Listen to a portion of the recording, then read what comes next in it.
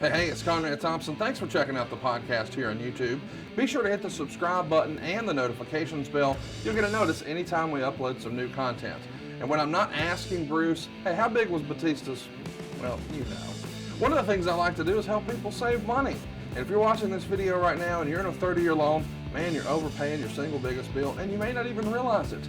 I want you to do a little experiment for me.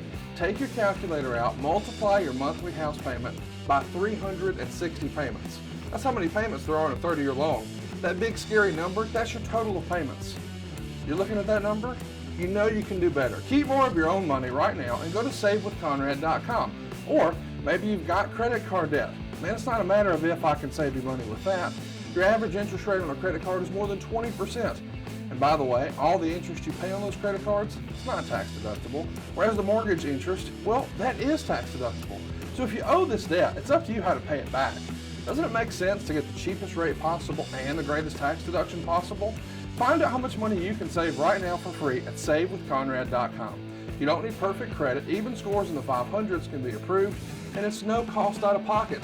But maybe best of all, we're licensed in more than 40 states. We can help more families than ever before. But how much can we save you? Find out right now for free with a quick quote from savewithconrad.com.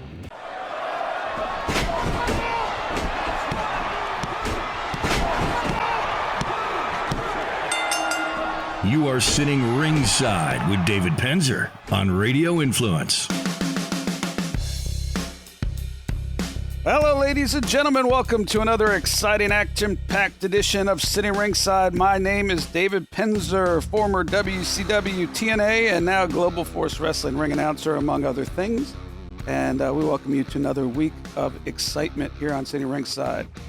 And going to full disclosure, as we record this, it is 9:30 Eastern Standard Time on Tuesday. When you listen to this, when it drops on Monday, I will be 2/3 of the way through a 6-day Global Force Wrestling Impact Marathon set of tapings. I will be leaving Wednesday night for our Thursday show. So we are taping this earlier than most of the time. So my one and only prayer for today and for my one and only thought is that when this airs on Monday, nothing has changed for anything but the better. But I would be remiss if I didn't mention thoughts and prayers to my friend Ric Flair, the Nature Boy, one and only, and David and Megan and Ashley. You know her as Charlotte. Because as we speak right now, my friend and one of the greatest, if not the greatest, professional wrestler in our lifetime and in history, is in bad shape, in intensive care in Atlanta, Georgia. Sounds like a freak thing that just skyrocketed. So a lot of somber people in the wrestling business the last couple of days, so I don't want to go too much into it because I don't know where we're going to stand when this airs. But I just want to say that I certainly, with all my heart, really, really, really, knock on wood, hope that when this airs, that Ric Flair is kicking out and that he's strutting with a robe on, a different kind of robe, a robe that opens from the back, not the front, through a hospital hallway in Atlanta on the road to recovery. And of course, next week we will update you, let you know. But I had the privilege, and not a lot of people have, I don't think, of spending time in my career riding down the roads from town to town with Arn Anderson and Ric Flair. Imagine that. Imagine that. That's it's kind of like riding down the roads in 2017 with Brock Lesnar and John Cena. So, and to hear the stories and to see the ribbing and to be able to know these guys on a personal level and call them friends to this day. Uh, for a kid who was a wrestling fan who got to live his dream, um, that was something pretty amazing. And I will forever, as long as I have breath in me, cherish that time, remember that time. Rick was gracious enough to, uh, embrace my family, uh, embrace me, uh, and he didn't have to do that. He was Ric Flair, damn it. Uh, so I do apologize for being a little bit emotional. I got even more uhs than I normally do, so I do apologize for that. And there we go again. But it's tough when one of your heroes and one of your friends. Not often do you get to be friends with your heroes. I got lucky enough to be friends with a lot of my heroes, and a lot of them, Roddy Piper, for example, Kurt Hennig, Dusty Rhodes, have left us, and I hope and pray that, like I said, Rick, get well, get back, and if that has not happened, we will address that next week, certainly moving forward on Sitting Ringside. But I know that just from the outpouring of social media, from fans and people in the business, I know that there are millions and millions and millions of people out there that are praying for Rick. And we all hope that he makes it through. So, not to be somber, but I'd be remiss in not mentioning that news, and I'd also be remiss in not explaining the situation when we're taping almost a week before the podcast is going to drop. So, in a perfect world, next we speak, all will be good in the world of Ric Flair, or much better. And that is that. Positive thoughts, positive vibes. He needs them. And I know you have them, so appreciate it in advance.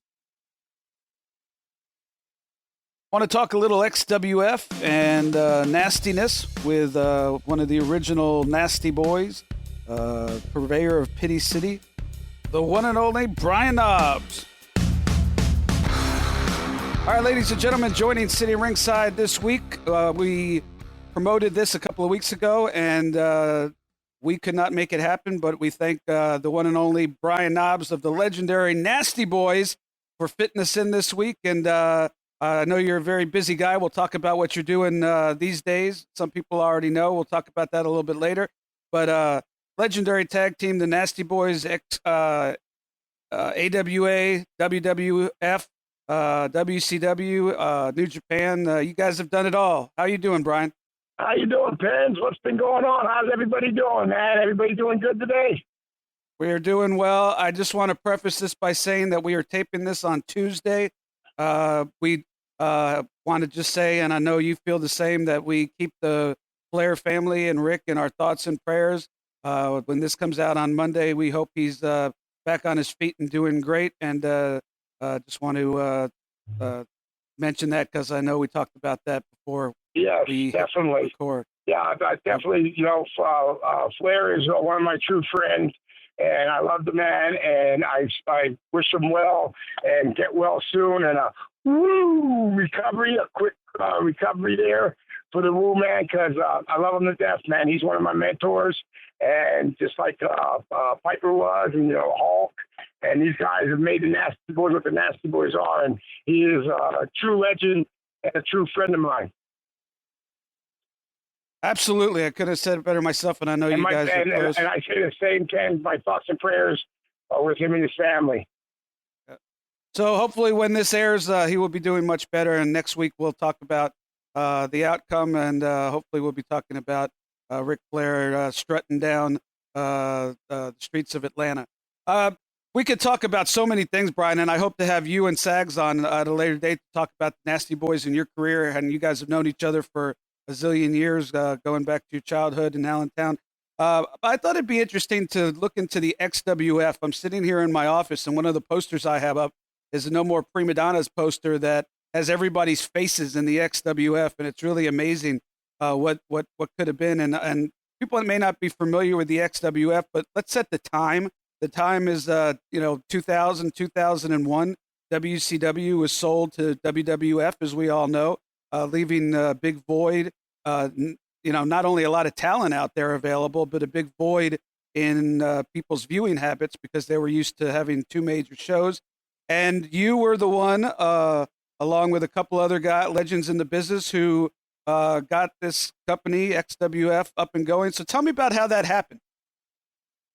Well, there was no really place to wrestle anymore. There was so much good talent, and everybody that was out there were personal friends of mine. And, I came up with the Brainiac idea, to start our own wrestling company and get the right guys involved and have, all the guys that got along and, all the guys that were friends and, just have a big family, atmosphere and go out there and do what we knew how to do best, that is professional wrestle, and get all the top talent that Vince had let go and start our own league. So we started with, it was me and my brother-in-law, Greg the Hammer, and we actually had Macho Man involved in the start, and Kevin Harrington, who's a very good friend of mine. He was on the first couple seasons of the Shark Tank. He's just so people know, he's an entrepreneur and Shop at Home, one of the innovators of Shop at Home and QVC and stuff like that. Yes, and he's a very, very intelligent man, and he had a lot of connections and got us hooked up with a Walter Frank, who was very interested in, investing in, a wrestling company. And we came down and, created the name, XWF, and kind of said, no more prima donnas, and no more, everybody, we're working for one goal, that's for the fans, and to put out the best wrestling we know how to put out. And we're talking guys like Bobby the Brain Heenan, announcer Tony Schiavone, Roddy Piper, the Road Warriors, Mr. Perfect. You name it, they were there. It was fantastic atmosphere. And, I get it. It's a wrestling podcast, but he's saving us money on our mortgage. Do you really trust this process? The reviews don't lie. 5-star review after 5-star review. We make it fast, we make it easy, and it's no cost or obligation. Give us a shot to earn your business. I'm telling you, you'll be glad you did, especially if you like keeping more of your own money. You don't need perfect credit or money out of your pocket, so what are you waiting for? Hurry to SaveWithConrad.com. I made a couple of mistakes because, first of all, I never did this in my life of running, our own wrestling, organization or anything like this. So it was all new, but I knew the wrestling business for the last 20 years. And, so I figured, let's at least have a place for, if everybody don't want to watch the WWE, there was another place to turn the channel, and there was to fill a void. So that was the main premise of getting it done. So, it was a long road, put it that way, to finally get the investor to say yes. Well, that's what I was going to say. It makes for a very concise story why you wanted to do it and that you finally were able to get it done. But tell me, it wasn't. Let me tell you, Penn, it wasn't overnight. It was then when we kind of had it where we wanted to do it, and Macho Man was our partner, and Macho didn't like the way the plan was going. So Macho Man said, "Hey, Knobs, I wish you the best, but you don't think this is going to be for him?" And Macho Man's like, "I said, boss, whatever you think, I appreciate your input." And Macho Man goes, "I'm going to do this avenue. I'm going down this road." And I said, "Hey, no problem, Macho." He says, "Hopefully we might get this started. You can come, and work with us." He says, "Hey, man, you get it started. You give me a call." So then from there, I wanted another person. So I went to, he was the guy who, helped us out with our career right in the beginning of WWF career. And that's no other than the hardest working man in show business, mouth of the South, Jimmy Hart. And he's been, not only our manager, but he was like a good friend. And he came in as part of the group. So it was me, Jimmy, and then Greg, who slept most of the time. But, yes, he did. He had some good things. He woke up during the meetings when it was time to talk about my money and his money, so he wasn't getting cheated. You know what I mean? So I could attest to that. But but that's my brother-in-law, and I love him. But I'm just kidding, everybody. But anyway, kind of. That's who it started with. And then me and Jimmy and Greg went ahead and really worked to build the office first. And we got guys like yourself, and we got Janie Engel, and we even had Sandra, who used to do make the outfits for the guys. And we were all self-contained, and then SAG was helping with the booking. And we had Mike Lima. We brought him in from Chicago. He used to run, he used to do WWF shows, used to do AWA shows for Barry Fox, and he came in and helping us to promote the shows. So, it all derived around the television. And we were so used to being in WCW and WWF, but WCW used to go right down here to Universal. And, Jimmy had connections down there at Universal. We went down and talked to him, and we said, hey, wait a minute. We used to do WCW down there. Why don't we do the show there? A lot of guys down there. We fly everybody in. We know the surroundings, so we're kind of familiar with doing TVs down there anyway. So that's a little bit of, baggage off our back.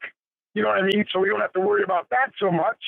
Because we already did that. And Pence, you've been there many years when we were doing WCW there in Disney and in Universal. So it was like, going down some of the same old roads we already traveled, but with a new company. So we got that all settled, got Universal involved. That all went great. And then, we went after, like we said, all the stars. And we even went after the Hulkster. And the Hulk. All right, Brian, before we get there, yeah. A couple of things just to fill in some dots for people who may not know.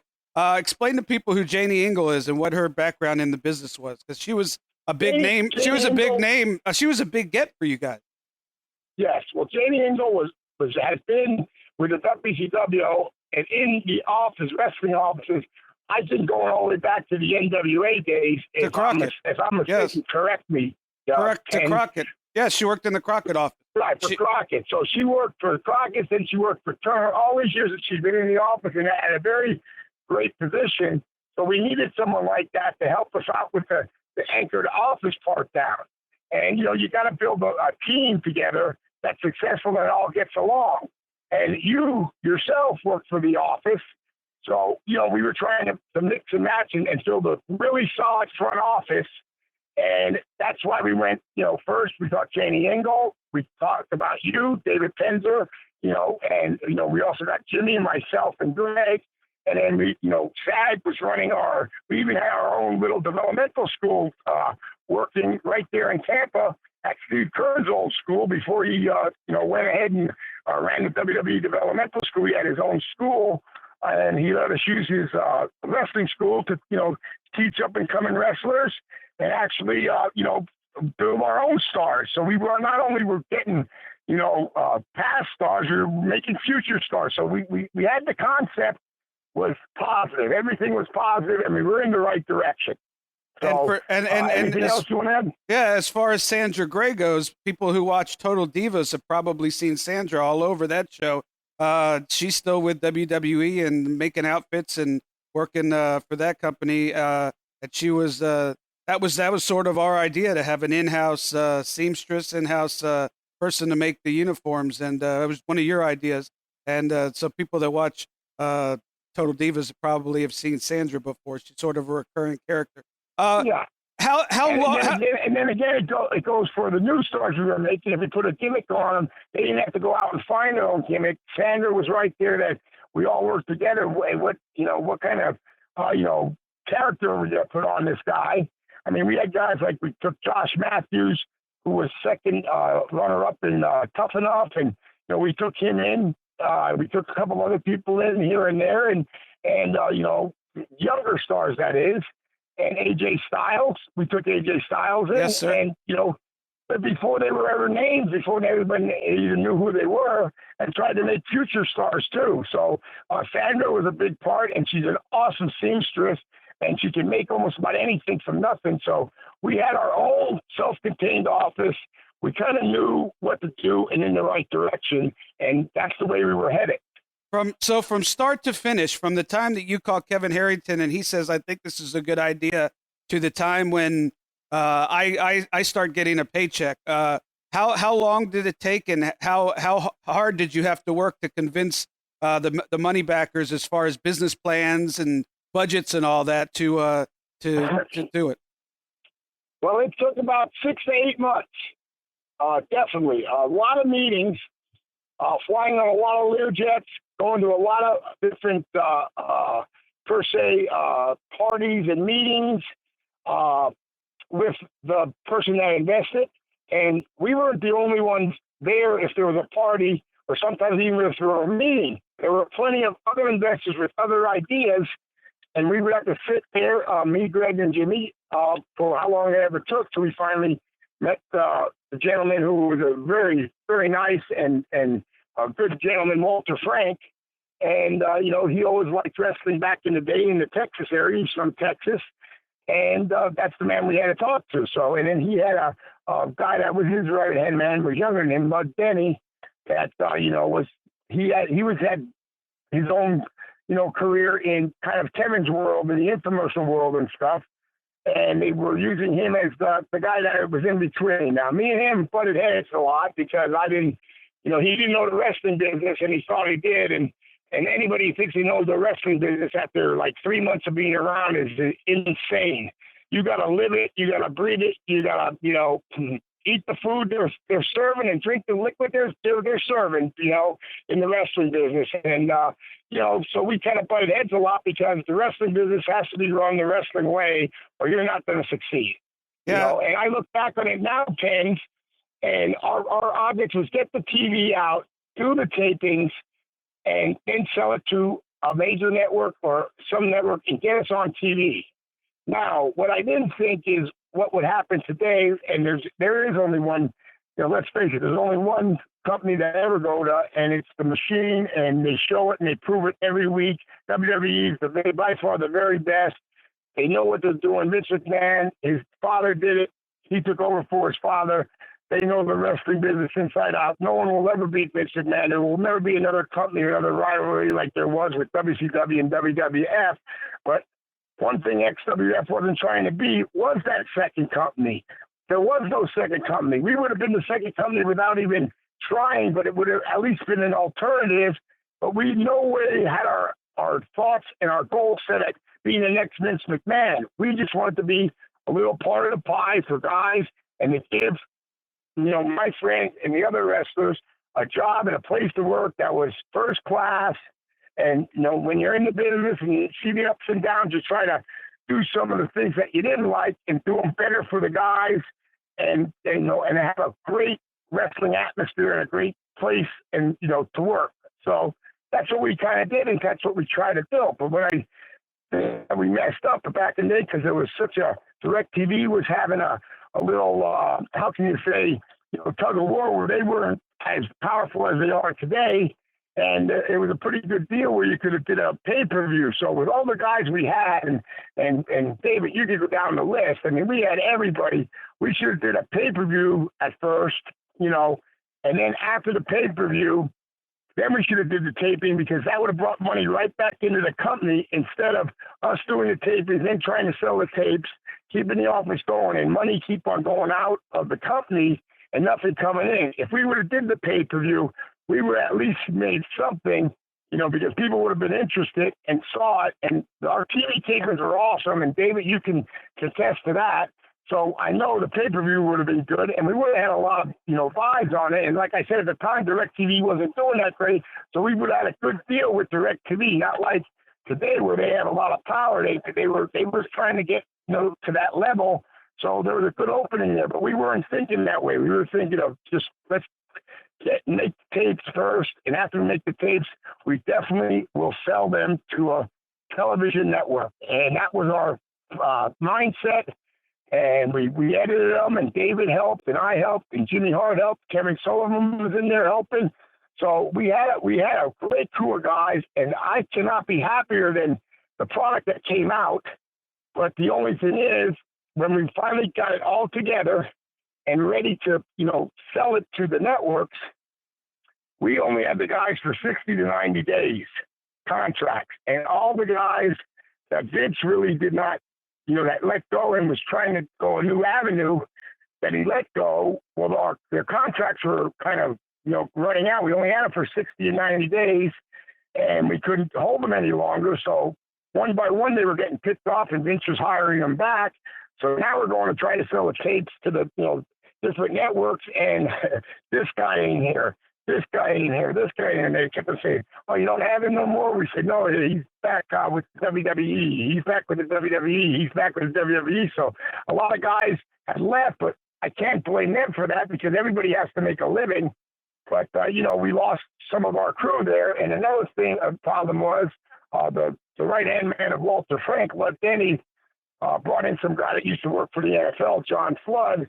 And for some reason, they wanted to pitch and go to these pitch meetings to the networks instead of having a Jimmy Hart there along with them or myself that knew wrestling could maybe explain it a little bit better to some of the television executives at the time, or just, pitch it a little bit better, put it that way, because we know the product better. So, it was a long time of us trying to get on television, and then all of a sudden it got to where we lost, over half the guys we had signed, and then it was really a battle to go uphill.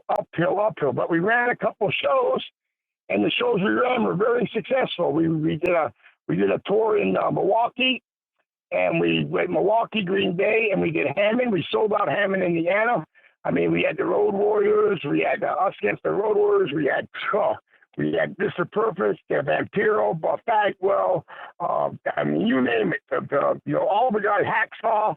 And we had a really good round of shows, and it got us all excited because the people still wanted to see the guys that were left go, and now we're starting a new league. So two rounds of house shows, and the other one was so we went down to Texas, but it was still good to get out there.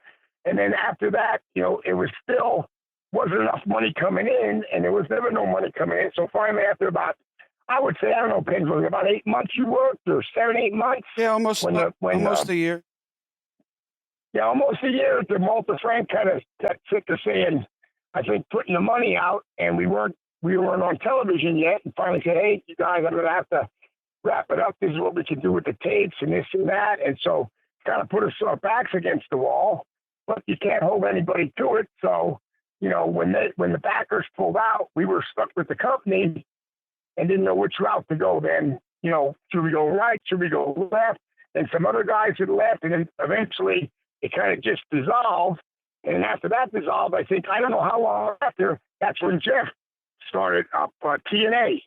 What was it, TNA at first? I forget. What was it called? Total Nonstop Action first, or no? Was it? No, it was NWA. It was NWA TNA. I can remember Jeff calling me and from when we were in the office, telling me about his idea, asking us how we were doing. So they were planning that when at least we still had our offices. One of the things that made it different, I wanted to point out to the fans, was because you had Kevin Harrington with a infomercial background. Their concept, which worked actually, like you said, in Hammond and that tour, that first tour we did, was they had a certain amount of infomercial time in each market that they got for very cheap because they bought mass amounts of infomercial time for their infomercials. So we created a 30-minute or 15-minute infomercial to promote 15, 30-minute, to promote like a localized interview used to be, but talking about coming to Hammond, Indiana, or El Paso, Texas, and about the XWF, right? And then talk about the XWF, and if people know our infomercials, go or they watch QVC or even Home Shopping Network, and what their expertise is selling their product, and our product was XWF. So that's what time we made it. Hey, we're coming to Hammond, we're coming to Milwaukee, and put it out in these different markets at different times and get the cheapest times. And you know what? It worked. The people knew we were coming to town, and they showed up. And even Danny was riding at me, and the people were waiting out the door in Hammond, and he goes, "Hey, we got a business here," But that was the greatest part of being in the XWF, that first tour. Because after that, and we saw how many people showed up, we definitely thought we were going to get picked up, by a major network or just any cable network. As long as were on TV and people could see us and know where we were going to come. And that never happened. It never materialized. And then when the company dissolved, and Jeff was building his company, and a lot of the guys that were with like I said again, no real will. I was in XWF. Jeff went down to Jeff. I think you went down. Jimmy went down first, I think, right? I didn't go down. Go first. I didn't go down for a while. I didn't go down for about. No, but Jimmy went first, and I think Jimmy. I don't know if they already had Universal lined up, or Jimmy actually set him up with the Universal people. I don't know. That's. I don't know if they already had that lined up. But Jimmy's the one that helped us get in the Universal with the XWF, and then after everything dissolved, Jimmy went down with Jeff, and he knew the Jarrett's a long time. That's where he started his career, and all of a sudden they were NWA. TNA was down in Universal at the same location the XWF was. So yes, at least. At least Jeff, and Jeff made a go of it, and they were lasted a long time, and they got the television, you know what I mean? And they had got the right backing, they got into television, and they did the right stuff, and we missed a couple avenues. Now, I never talked to you about that, Ken, about what you thought if we would have put it on, pay-per-view first and got money coming back to the company. That might have enticed our investors to stay in a little bit more because they would have finally had money coming back in right away. Well, and it's always good for an investor to get money coming back, and not always to put money out for over a year. What if I'm being honest? What I thought, and you could say if this is true or not, or maybe this is what you thought, but I figured if somebody was putting this that much money behind a product to do 5 episodic TV shows, that they had a pretty good idea that they had an in or at a television network or an interested party that that was interested, but I don't know. I guess that wasn't true. That was my thought. I felt that too, and God bless his soul, and he's a good friend of mine, Macho Man. That was one of the reasons why he didn't sign, and they were going to give him some good money. I mean, guarantee him really good money, and he said no, and that was one of the reasons he said no. Is he said, "No, I just don't feel." If you're going to get in the wrestling business, you got to be in 100%. You can't stick a big toe in, and then after 6 months to 8 months, it's not happening, and then you pull out. That's exactly what happened. Exactly what Macho said. That's why he wasn't signing. It happened to us a year later, But then again, we did have Hulk, and Hulk was the first guy to put the first hole in the boat because Vince offered him a deal of a lifetime after, he came down. He wrestled an awesome match against Mr. Perfect. Bobby the Brain was Mr. Perfect. God bless Kurt Soul, too. He's another personal good friend of mine. I still love Joe Henning. The whole family are still very good, close. And, it's just like, unbelievable. Hulk wasn't in wrestling how long, came back, and then Bobby the Brain's managing Mr. Perfect, tore down the whole Universal Studios house there, ripped the roof off the place, and Mean Gene, we had Mean Gene right there doing an interview with Hulk in the ring. It was fantastic, and that's what really lit the XWF up and put lights behind it. And I think, I don't know for sure, that maybe made some people up north notice, hey, this company's starting down here, and Hulk was there. It's got a lot of buzz because after Hulk did that, the TV tapings, and we were doing the TV tapings, there was a big buzz going around in the XWF and around the wrestling world that this is the next company that's going to be, number 2 in the ratings. It looks like they're going to come up. They did a heck of a show. They did a bunch of tapings, this and that was good. And then, like I said, we only had the guys for 60 to 90 days. And we started in November, so we were already on the clock before we ever finished editing the tapes. It took us about 2 months. We were done about end of December before we could sell them in January. And then in January, like the end of January, the contracts were, or in the middle of January, some of the contracts were already expiring. And Hulk had already decided to go up. And, more power to him. He's still good friends. He's still my friend to the end. I love him to death. But, everybody has to support their own family and do their own thing, and I understand that. So that was the year he went against The Rock at WrestleMania 18 at the Toronto Dome, and, they sold, I don't know how many people, 90,000 people or something. I mean, unbelievable match he had with The Rock, and I couldn't have been prouder. I had chills all over when I watched the match. I was happy for him. But that was the first, we always said, remember, that was the first big hole in the boat. But then after that, as the contracts like started to, becoming open and available, Vince was picking the guys up and bringing some guys back. And before you know it, they were back in the WWF or WWE at the time. Let me ask you a couple of questions about certain talent. Let's start with Hulk, because you mentioned Hulk. He wasn't part of the episodic TV, but like you said, he taped the match and he taped the promo and he gave his blessing for us to use that to sell to the networks. How did that deal come about? And how far along did Hulk get involved, and how involved was he as far as part of the company? He was big. He was big time involved. Me and Jimmy got him, and Jimmy really talked to him. And then it was almost like going after the investors all over again, because after we got Hulk, Hulk has to be okay with the investors. So we had to have meetings between the investor and he knew Kevin already, so that was good. He knew Kevin Harrington very well, so that was awesome. And then also, he knew me, he knew Jimmy, he knew most of the guys there. So once he agreed that he was going to be part of it, and he'll do the taping and he'll do this, he was there every day at the office with us, figuring out the episodic episodes. And we sat around the table was Hulk, myself, Jimmy Hart, David Penzer, Jerry Sad, Kevin Sullivan.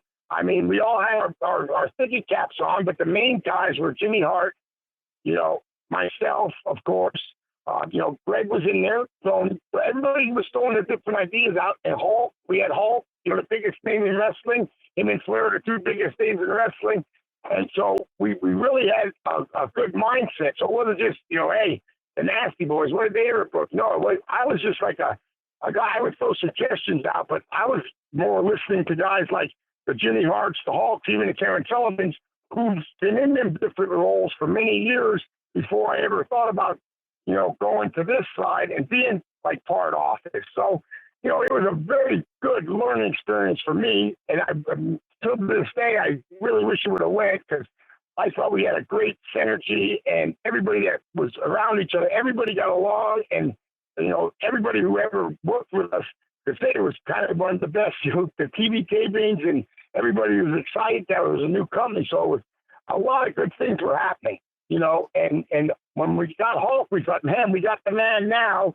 But like I said, when that lull came between selling the TV and then Vince came to Hulk, I mean, there was nothing we can, really do. And like I said, more power to everybody. But, you saw where Hulk went. He was main event there at WrestleMania 18. So, we did make a good impression. And we almost got there, but we fell short. And Jerry Lawler got his job back. Tell us about that, because that was kind of last minute, huh? Yeah, Jerry Lawler got his job back, and who does that? We had Jerry Lawler for 60 days or 90 days.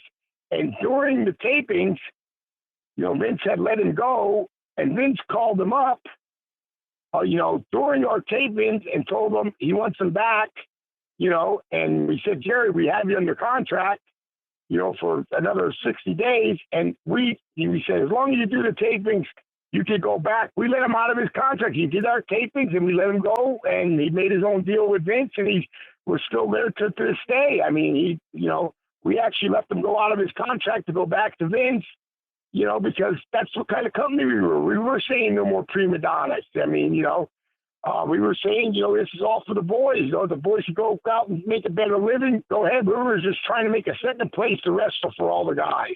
I just thought it was interesting, because as he's voicing over these tapes with Tony Schiavone, he's a WWF employee somewhere between when he started voicing over the tapes live at Universal and when he shook hands and said, "Hey, see you later. I'm going up to go work in Connecticut." So he got. It didn't even take him. It just goes to show you right there. Look at our announcing crew: Tony Schiavone and Jerry Lawler. I mean, right there, you're hitting a home run with just the announcing crew. That's right there. It's the AA plus of announcers right there. Tony Schiavone and Jerry Lawler. So we really had our and then we put as the CEO Sable at the time, and then the commissioner of everything, the craziest guy everybody knows, and God bless his soul, Roddy Piper. and he came off with a great interview in the beginning and told him how the company was going to be run and everything. And it was basically a shoot interview out there when Ronnie did it. I mean, that's how good the interview was, And if anybody ever gets the chance to see episode 1, it's in episode 1. They would be very proud of what Piper said out there because, Piper always came from the heart, and that interview that he left, and he did it himself. Nobody wrote it up. That was all Ronnie's words. That was Ronnie all the way he felt, and about a new company and about a new business coming up and, about having another wrestling company. And, I mean, Ken, you can contest again. I mean, you heard the interview. What did you think? Unbelievable, right? Oh, yeah, it was amazing, and it's on – the first and second episodes are on YouTube. If anybody wants to see them, you just type in XWF. But, yeah, it was an amazing promo and getting to work with Roddy. And Jimmy Hart's still getting the cut out of everybody. Well, I don't see none of that. That's a question. That's a question for the end of the interview. You said everybody. Okay. You said everybody got along. You had a very I don't even know how this came about, so I'm interested in knowing. But a very controversial person that was involved in the production side. Mostly controversial in the wrestling business because he exposed the business at a time where the business wasn't exposed on 2020, and he ended up in production with us. And I'm just going to say it straight out, man. He was a royal pain in the ass. How did Eddie Mansfield get involved, and how'd you feel about working with him? You know what? Eddie was always really cool with me. He never pulled any of the antics with me. I know he did with you guys, but that was someone Jimmy pulled in. That knew that he did wrestling productions down there in Florida, where everything was, we tried to get as many, cut on costs as we can because we're still bringing in a lot of guys and we're paying everybody some good money, but we're still trying to cut corners here and there. And, at the time he had television going on and around the area and Jimmy Hart knew him well and Jimmy Hart spoke highly of him and I respect Jimmy Hart's word and he was my partner. So I said, Jimmy, if you believe in him, I'm behind you 100%. So that's what we have. Me and Jimmy always had each other's back. And so, and we had Greg's back. Greg had our back. So we all agreed on everything. We just didn't let nobody do one thing. It was all a committee kind of thing. And if the guy gave his word that this guy was good, and Jimmy's been such a good friend of mine, I said, I trusted him. And I got to say, Eddie Mansfield was never an idiot to me. You dealt with him more than I did. But he was always real nice to me and about what he did. But you told me some of the things in the background, that he did. And I know it vaguely, but I never really, really knew him as much as you and Jimmy did. Put it that way. Let's just put it this way. If there's something he didn't think he knew, he made it up on the spot and said he knew it. And would argue with you forever that he was right. Hey, by the way, I meant to ask you, I still have the pay. You mentioned the guys were getting good money. I still have the payout sheets of what we paid the guys. Could I put that on eBay if I split it with you? I don't know, but we'll talk about that later.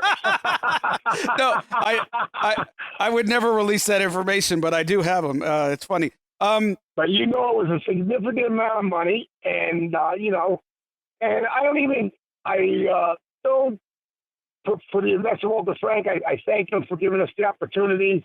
But I wish you would have been in a little bit longer. If we had a little bit more staying time, who knows what could have happened. But, you live and you learn, and nobody ever did it before. This was there was always companies around. But my whole wrestling career at the time, there was always, 2, 3, 4 companies, maybe even more than that. And it got down to just 2. And when it was just Vince, it just gave me that idea. And that's what made me jump into this side of the business, So, it was a great learning curve, and now when I look back on it, there is definitely a lot of things I would have changed if I would do it over again. But, you say that in life, if I had a chance to do it over again, I did it. And we almost got there, but we didn't, and we fell short. And, I don't feel no regrets. We gave it our all. Now, if we would have messed up and we didn't give it our all, and been playing around and just taking the money, then I could say, hey, we screwed up. But we didn't. We worked our butts off, and David can attest, and Jimmy Hart can attest that, we were there from 9 in the morning sometimes to 9 at night, working and on the phones and doing what we had to do to try to make this a successful company. I think we even impressed Gene Simmons, and that guy's a tough businessman. He sells everything he can, including coffins.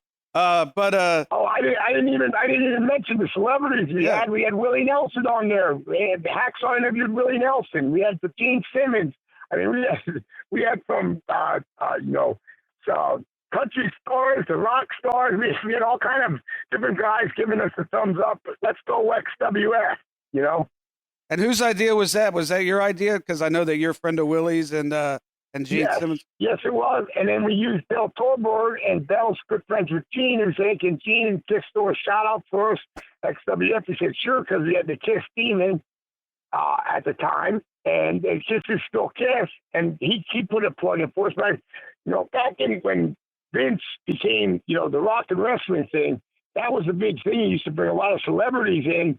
Even look at WrestleMania 1, Muhammad Ali, to Billy Martin, to Liberace. And that's where I got that mindset from Vince. He always used to have a lot of the WrestleManias, and especially when I was at them, the WrestleMania 7, 8, and 9, there were always a lot of celebrities involved in WrestleMania. Now not as many because you don't need them, and they're breaking records every year, and it's unbelievable. I mean, I went in 7, 8, and 9, and now they're up to 30-something. I feel like, Dick Butkus or Ray Nitschke, old football player, that says I was in Super Bowl III, Well, I was in WrestleMania 7, won the tag team belts off the Hart Foundation for the world titles in the WWF. And that is still the, best moment of the Nasty Boys' career because it kind of legitimized us. That match and the match that got us there, the match against the Steiners in Halloween Havoc, that's the match that actually got us there. And Vince called us a week later and said he wanted us to come up, so that's how it all started, and that's how I got the idea of, more attention to a product just coming out is the best, and that's why I got the different, stars we got and the different stroke we had with different guys we could get for giving us shouts out for not having to pay no money and just, be behind us was fantastic. I know one of the guys that we were going to try to build the company around is a babyface. And sort of I don't want to say a new Sting, but a kind of a different version of the Sting character was Vampiro, and I think that we all as a group felt that he could have been hot if we would have gotten hot. Looking back at back then and seeing how the business has evolved now, do you think that would have had legs? I think we had the best guys at the time. That were out there, and I think we used everybody, in a variety of a good way, and everybody, like I said, you said Vampiro wasn't as known then. He wasn't even as known. It was after the XWF. I mean, he got known there as WCW, but he wasn't, as big yet. You know what I mean? And we tried to help him along with that, but he was very good at the time. He helped us out and did whatever we asked him to do. So what more can you ask out of anybody, But I think we had a really good crew of guys. I mean, what do you think? People might roll their eyes because, other than in Mexico, he never really became a huge name. But I thought that the kind of character that we gave him could have had the potential to really take off as a babyface. And, you see him now, he's all tatted up. But we had other guys. He wasn't our number top guy that we were going to, we weren't going to make him like an alter Hulk Hogan at the time. No. We were just using the guys we had and trying to put them in the right spot and trying to get a television deal done. And then, things would have changed, but by no means was he going to be our top baby face like a Hulk Hogan or a Macho Man or a Roddy Piper or someone like that. Or right now, would you say John Cena or a Roman Reigns? We never in our mind had Vampiro like that at all. Oh, okay. I think but he was in the main event of most of the shows, and so I know you really liked him. You were always plugging for him. I know that, but he is a good guy. I wouldn't say. I wouldn't say. You can tell David Penzer really liked that too, but he's a good guy, and he does give his all, and he gives 120% for a match. And at the time, you got to look who was available and who we could use in that spot because in tag teams you don't get any better than the Road Warriors. And then the top heels, you don't get any better as Bobby the Brain Manager and Mr. Perfect. I mean, so we had a lot of guys, Yeah, that's my point. Before, to do episodic stories, Piper wasn't going to wrestle, or at least not at the beginning. And so we were trying to find a young guy who had a little bit of name recognition, who was who could be a legitimate, not top guy, but a legitimate feature, mid card guy. And look, we weren't too far off back as future stars, because look at how good AJ Styles is doing. First, how good he did in TNA, and now he's up in WWE kicking butt. And before anybody knew who he was actually, working with us, and he was a true gentleman and a nice kid. And well, now he's a nice man, but back then he was he was very young, and he gave 120% too. He did some amazing stuff. So we all knew he was going to be a star. Well, plus Low Key, who's had a heck of a career. Christopher Daniels, who's Christopher Daniels is doing great. Ring of Honor champion. Ring of Honor, yep. So we had a lot of guys. I mean, you can name through them, and people don't know who's today is still major league in the business, and we did have a shot. We really did. Oh, I really thought we did. So what at this point you mentioned something about Jimmy? What do you have any idea who owns the tapes now? Because I know they went from one guy to another guy, and Jimmy was involved, and you guys put out a DVD set. Do you at this point, do we have any clue as to who has the rightful ownership of the XW? I have no idea. I kind of after that got dismantled, I kind of say pet peeve with the guys who the investors who, and it wasn't Walter at all, more Lud Denny. That just to set the scene of a Lud Denny, he had an extremely strong personality, almost as strong as yours is, and he looked exactly like Sam Kinison. Am I lying? Yeah. No, he did. So it was an interesting guy for you and him to. I'll never forget you and him going back and forth, and Jimmy Hart trying to play referee in the middle. Yeah, exactly. But after we kind of separated there, Jimmy kind of stayed there at the office, and then he kind of worked a deal with them guys and got the tapes. And then me and Jimmy worked out to get them on DVD. And then, with Mike Weber, and then we worked up to a point to get them out, and then it got to a point where we got them out, but still never seen no money from any of that. There was a guy named Mike Barbie who had bought him or knew somebody who bought him. Do we have any? Yeah, he knew somebody that bought him and got in with Jimmy, met Jimmy, yes. Do we have any lineage from Mike Barbie as to who owns him? So I have no idea. I have no idea. No, I have no idea what's happened to Mike Barbie at all. I gotta tell you, Brian. I am convinced that they're sitting on somebody's shelf who doesn't even realize what they have, and just doesn't even know that bought them in a fire sale or something like that. I'm convinced that. Because there's a lot of extra hours of TV on there that we didn't put together. Yeah. We did 5 episodes, but we had, I don't know how many tapes of different matches in there. We had the Harris twins in there. You mentioned that they were there. Johnny B. Dad came back as Johnny B. Dad. I mean, it was, it was good. We had a lot of good things going on. I watched there's 3 of them that are on YouTube now, the ones that you sold in the DVD set. And I watched the 3 of them about a year ago. I was on a Saturday night and I didn't have much to do and had a couple drinks. And I said, I'll check out the stuff we did. And I can't remember a lot of times how we ended those. I'd love to see those last 2 episodes because I have a little bit of memory of what we did. But well, we kind of kept it as a continuation because we thought we would get picked up by a network, absolutely, or a cable. So it never really had a conclusion. It was just the ongoing thing about who was going to be the tag champs, and we were working on this who was going to be our heavyweight champ. I think I think the last episode we turned buff on Vampiro. Was that? Am I imagining that? You know what? It's been so long ago. I don't know. And with 3 million chair shots to my head and going through about 800,000 tables, my recollection ain't too good anymore. That is true, and mine isn't either. And I haven't taken any table shots or chairs to the head. Hey, tell us about what you could remember about the Puerto Rican invasion. That was a few years later. Tell us what you remember about that. Well, that was good. Jimmy got hooked up with Carlos Colon, and we kind of, did a little XWF and against his company in Puerto Rico, and we took our top guys that were available at the time, me and Sags, and we took Ian Harrison, was a younger British wrestler, but used to be like a Mr. Universe or something. He was phenomenally muscular, and I don't know who else was on from the XWF on them shows.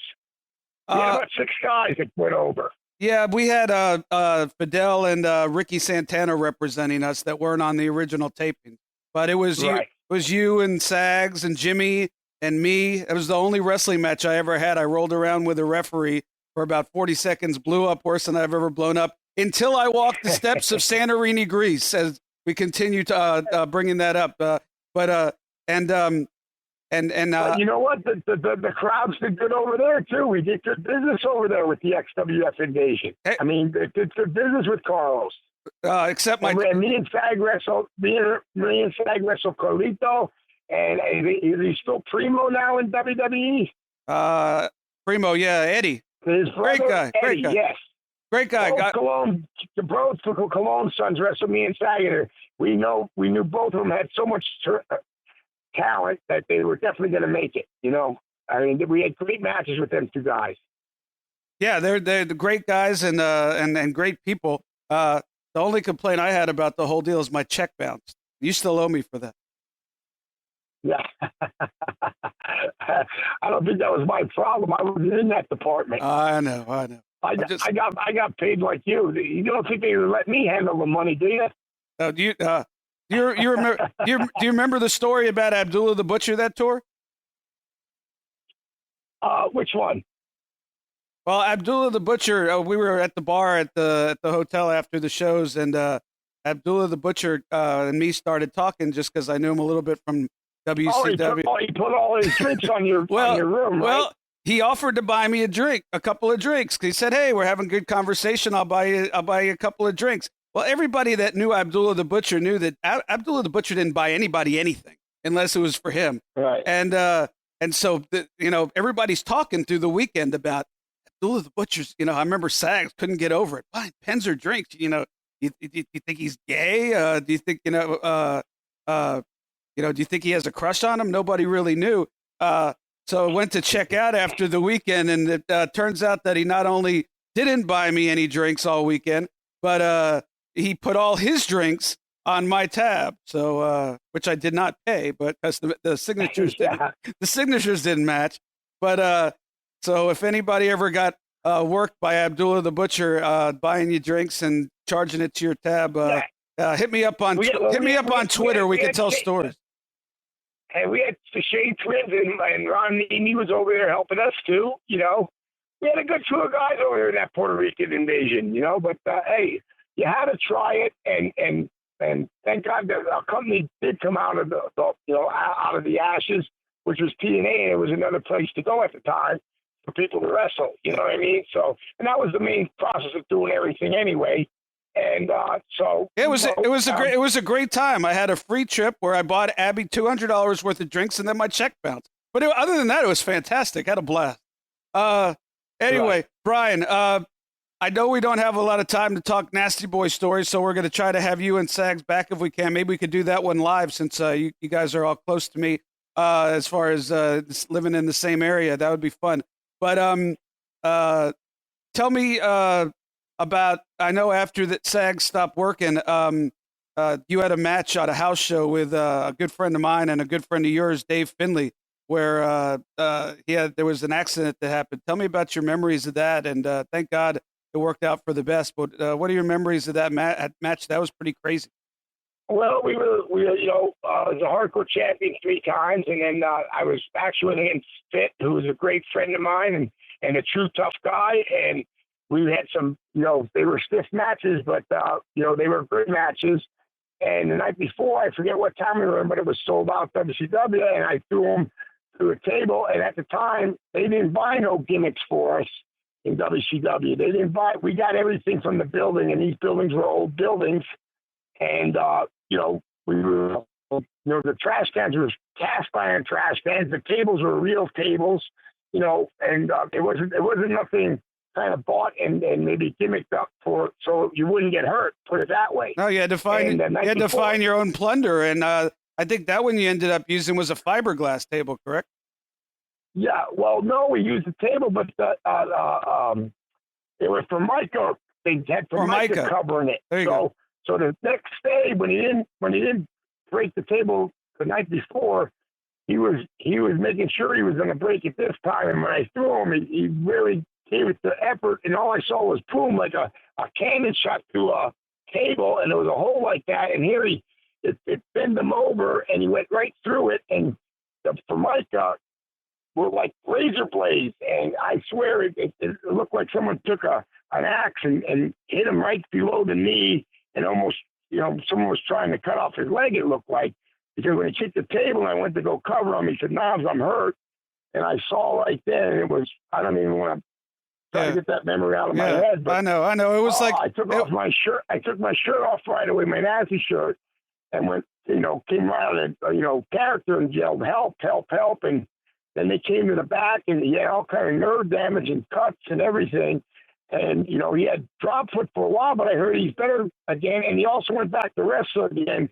And I was right next to him because I only got cut, a real little cut on my arm, and I was crying like a little baby. And he almost had half of his leg cut off, and he wasn't even selling that he was hurting. I couldn't believe it. I'm saying, I had tears in my eyes because I saw him like that. And he goes, "Don't worry about it. Everything's going to be all right." And thank goodness everything came out okay. But I can tell you, he is one of the toughest men I ever met in my life. Yeah. It was like Wile E. Coyote going through the mountain, and all you saw was the imprint. Yeah, he's a good friend of both of ours, and I hope to have him on this podcast. Have to go through WWE because he's an agent there. But yeah, the doctor. I went to the hospital with him. The doctor came in and not to relive bad news, but it ended up being a good ending, a happy ending, or else I wouldn't have brought it up. Yeah. The doctor said you'll never have any control over lifting your foot up again. And I started crying, and I looked at him, and he said it, in that Irish accent. "It's okay, laddie. I'll be okay with the, it's in God's hand. Toughest SOB, didn't complain. And even to this day, they have the WWE he's an agent. I see him on social media and insane schedules, flying from New York, LA to Singapore to China to Japan back for Monday Night Raw. And he's over 50 years old, as we all are. And, look, I went to Greece and came back recently for my wedding anniversary, as my listeners know. And it took me about a week to recover from jet lag. And this guy just goes all over the place. Doesn't bitch, doesn't complain. He's just tough as nails. And thank God, whether if it was a miracle or just him working really hard to get back, or a combination of both, he was able to regain total movement in his foot. But it was a crazy story that you were a part of. And and got back in the ring again too. Yeah, I take my hat off to him. I mean, that's and I'm telling you, up there in the WWE, when you're an agent, you really have to work. It's not just a cakewalk job. You're on top of things. You got to be on top of everything. And like you say, you're traveling all over, and you're actually running the show. They call them producers now, but they have a lot more on their plate than they used to back in my day. They have the last I heard, they have an extensive electronic computer system that they have to write like about a 3 to 5 page summary of the shows every night after the shows are over, and then send it in electronically to the office so that everybody could see how it went. So, I mean, you figure after a long night, you used to be able to just call up and say, "Hey, the show went pretty good. This guy had a good match. This was the house," and then go have a beer or two. Now you have to spend an hour or so filling out a form every night. So, and then go to the next town. So it's not easy. And like you said, it's not the piece of cake. But they're efficient, and you really got to have that because it keeps you just of what's going on. You know what I mean? Of the matches and everything. So I can see why they do it, why WWE does it. And, let's face it, they're $1 billion company, and things change. Just like basketball has changed, baseball has changed, football has changed, wrestling has changed. And you just got to accept the change and move forward. And that's the same thing that happened in wrestling. And, God bless it, because I still watch the shows, and everybody's still out there busting their humps and doing things. And if there's, I love pro wrestling. I've been doing this for 30 years, and my heart and soul is always in pro wrestling. And I admire everybody that goes out there and puts on a pair of tights and goes out and does what I did, because it's not easy and not everybody can do it. Oh, that's an understatement of the world. Hey, tell us what you're involved in now. I know, obviously, and a lot of the fans know, but for those who don't, tell us what you're involved in now. We've done some pretty big gigs over the last few years, and I know you're just trying to grow it even bigger. So let them know. Yeah, I'm doing, if you go to thelegendsofwrestling.com, I started up a company, and it's more like, we do our own shows in it, but it's more like, how can you say, we deal with Major League Baseball, NFL, the NHL, soccer now. Corporate shows. Well, we're doing casinos, but we're doing more of Major League Baseball, NFL football. We're doing a crossover where, if, let's say in baseball, some teams play other teams and they may not draw as good. So if they need a little extra drawing power, I have a Legends of Wrestling night.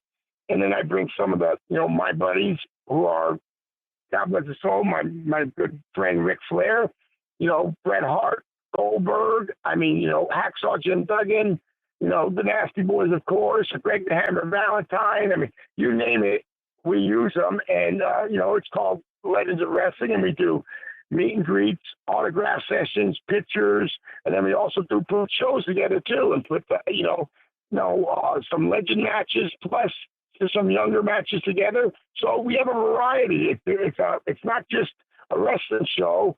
Sometimes we don't even have wrestling. Sometimes it's just autographs, pictures, meet and greets, and then questions and answers. There's all different kind of packages.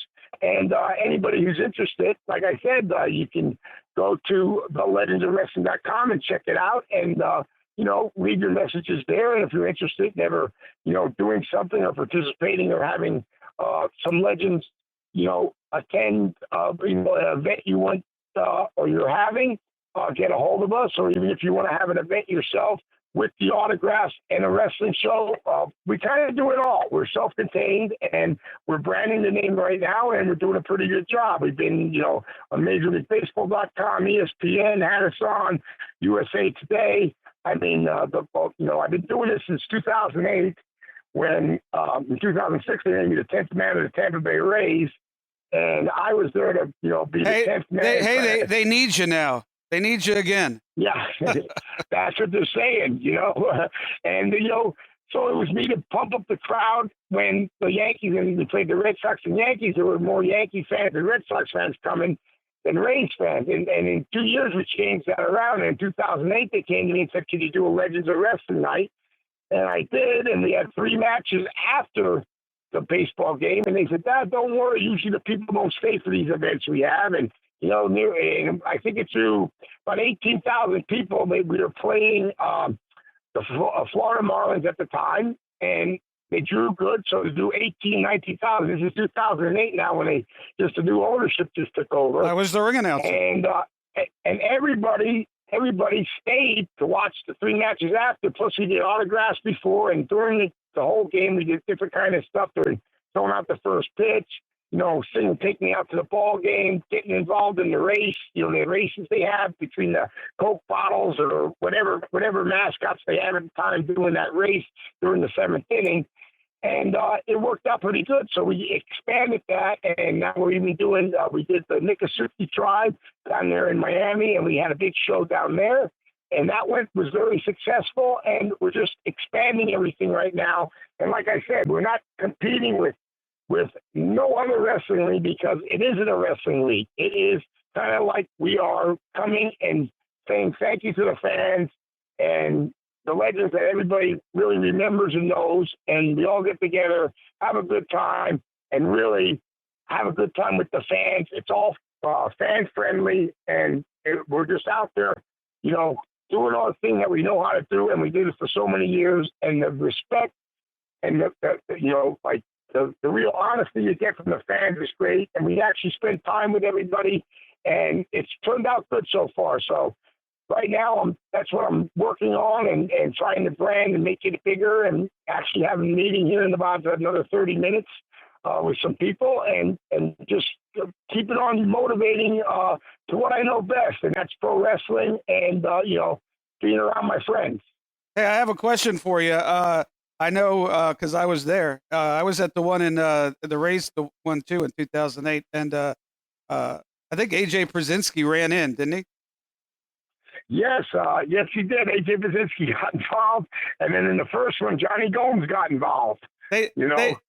Man, he has a reputation for being like an ass. Pardon my French, but I've been around him. He's the nicest guy in the world to me. So I don't know, but who's that? Brzezinski. I think he's a great guy. No, he's a great guy. No, he's a great guy. I think he likes being a heel. But the question I had for you is another show we did a couple of years ago. Was in Shea Stadium. No, not City Field. Sorry, 2 years ago. City Field. We drew. You drew. I'll say you because it's your company. Drew 10,000 fans without a baseball game there, which is no small feat. Yeah, we were close to 11,000 fans. Yes, we were. And the headliner in a non-wrestling capacity, but came out and did a spear and a jackhammer was Bill Goldberg, who, interestingly enough, not too long after that, ended up having a heck of a run that ended with the WrestleMania main event in WWE. Do you think that kind of like what happened with the XWF, that you were instrumental a little bit in reminding Vince that hey, we drew 10,000 people for an indie show in your backyard, and you might want to look at Bill Goldberg again? I don't know, but Bill's part of my group, and he's not only a good friend, but he's part of the Legends of Wrestling. It's me, him, and Frank Santini, and they're the owners of it right now. And Bill's a minority owner, but he helps out, and he still helps me out. So I was so proud to see him go back and have that nice run he just had, and did an awesome job. He did. And let's face it, people didn't forget about Goldberg because their ears are still ringing. The arenas are still going crazy for Goldberg. I didn't realize he was a minority partner, so I think we just made news. I love making news on this show. Hey, one last thing, and then I'm going to let you go because I know you got to get ready for a meeting, and I know you've been real busy trying to hustle and get this thing cranked out. But so here's what I think. Listen, if we come to a town near you and you see the Legends of Wrestling, please come out. It is a great show, and it is fan friendly, and you will definitely enjoy yourself if you are a wrestling fan. No, I agree. Autographs with all the guys, Q&As, everybody's personable matches. Sometimes we bring some of the younger talent in to wrestle some of the legends. Do you remember we just got our foot in the door with the NFL, and we did Jacksonville last year, and David was up there for that. And I don't know if you remember, I forgot what he said, but the question and answers, and the littlest kid asked Rick a question. I forgot what it was, but it was the funniest thing. I think it was about maybe somebody dated maybe, or I don't know. I forgot what it was. He asked if one of the perks of the wrestling business, this 8-year-old kid asked if one of the perks of the wrestling business is getting women. To Ric Flair. That's what he asked Rick. And we just started laughing. And Rick, he said it in Flair style. He said four ex-wives. But I think his response was 4 ex-wives, but who's counting? I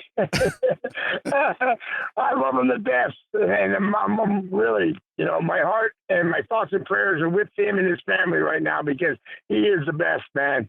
He is the man. Same here, and I think that what we should do, and you could sleep on this and get back to me, is I think we should go out and figure out whose shelves those tapes are on, and then we could sell the pay stubs to on eBay to wrestling fans who want to, get that inside information, and then we'll use that money to buy the tapes back so we can see what happened in episodes 4 and 5. What do you think? I think I might have 4 and 5 around my house, but I gotta look. If you have 4, we did it in 2001, everybody, and you know what? Everybody knows the world got hit by the most tragic it ever got hit by, 9/11 in 2001. And then we did our TV shows after that. And the whole United States was in a world of shock at the time because it only happened in September and November. We did our television tapings for people who didn't know. So we actually started this, and our television tapings were in 2001 in November, right after the 9/11 World Trade Center bombings. And I mean, the state of the United States was in disarray at the time while we were doing it. Well, some would say it is now, but I'm not going to go there. Yeah, me neither. Me neither.